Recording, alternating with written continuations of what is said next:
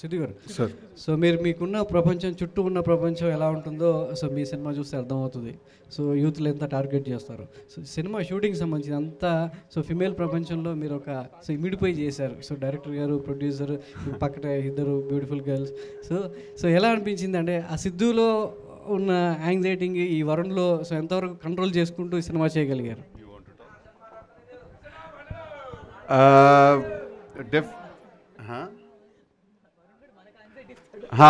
బేసిక్గా క్యారెక్టర్ కొంచెం radical character అండి. చాలా అంటే చాలా రాడికల్ క్యారెక్టర్.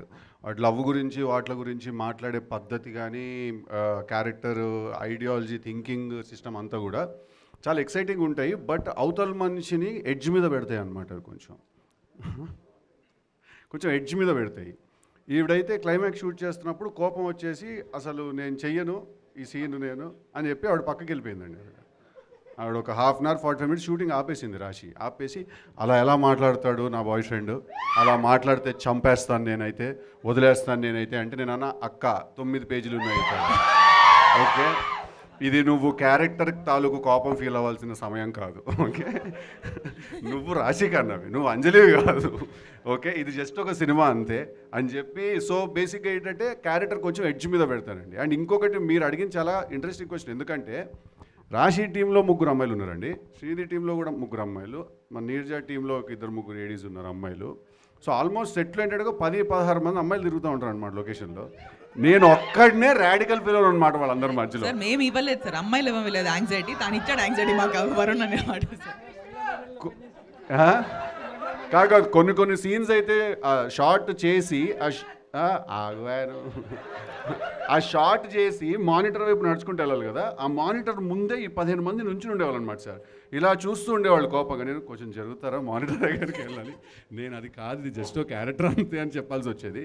బట్ చాలా ఇంట్రెస్టింగ్ క్వశ్చన్ అడిగారు. That was the most fun on set. Neeraja Kona గారు,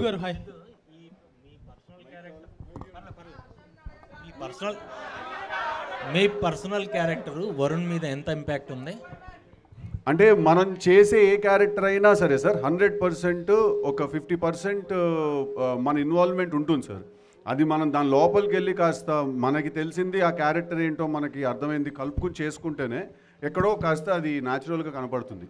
సో డెఫినెట్లీ ఒక 50% ఉందండి. సిద్ధు గారు, మ్యామ్ ఇప్పటి వరకు జెంట్స్ డైరెక్టర్స్తో వర్క్ చేశారు, ఫస్ట్ టైం లేడీ డైరెక్టర్తో. ఇండస్ట్రీలో అవునన్నా కాదన్నా కూడా లేడీ డైరెక్టర్స్కి ఛాన్స్ ఇవ్వడానికి ఒకటి ఇస్తారేమో, దాని తర్వాత మళ్ళీ వాళ్ళు ఆ ఛాన్స్ తీసుకోవడానికి కూడా సెకండ్ ఛాన్స్ అనేది చాలా టైం పడుతుంది.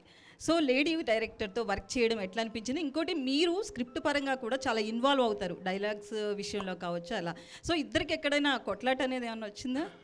లేదండి సార్. ఫస్ట్లీ నేను ఛాన్స్ ఇచ్చేది ఏం లేదండి.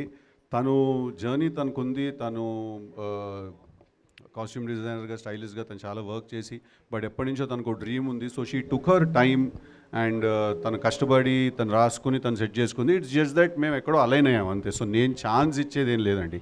It's all her hard work and if today she is here is only because of her Perseverance అంతే. అండ్ కొట్లాటలు అంటే అట్లా లేదండి. బికాజ్ నేను నిర్జా వీఆర్ చాలా వెరీ గుడ్ ఫ్రెండ్స్ మేము. సో మేము కొట్టుకున్నా అది ఒక ఫ్రెండ్స్ తిట్టుకున్నట్టే ఉంటుంది. మళ్ళీ ఇద్దరం ఎగ్ పఫ్ తినుకుంటూ చిల్లైపోతాం అనమాట. అలాగా ఎవరు ఎక్కువ కాంప్రమైజ్ అయ్యారు? కాంప్రమైజ్ ఎవరయ్యారు డిస్కషన్స్లో?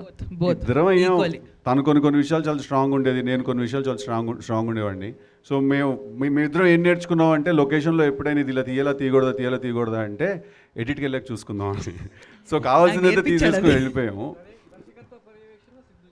అదేం లేదు సార్. బట్ ఓవరాల్గా తన ఫ్రెండ్ కాబట్టి నేను డెఫినెట్లీ తన హ్యాండ్ పట్టుకునే ఉన్నాను. అండ్ తనకి ఇష్టం లేకపోయినా కూడా చాలాసార్లు నేను తనకి కొన్ని నిజాలు చెప్పాను కూడా నేను.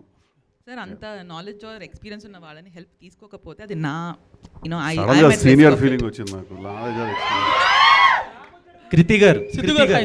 కృతి గారు హియర్.